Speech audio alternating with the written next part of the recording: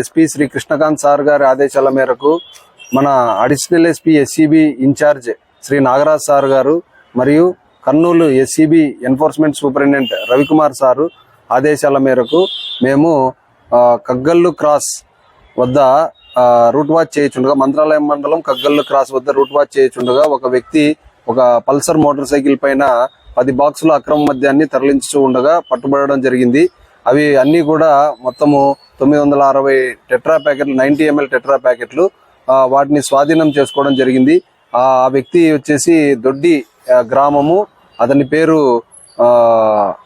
తిరుమలి. అతన్ని అరెస్ట్ చేసి రిమాండ్ పంపడం జరుగుతూ ఉంది.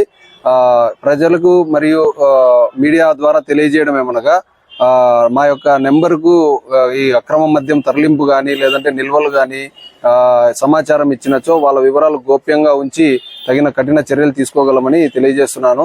మా మొబైల్ నంబర్ 9440902579.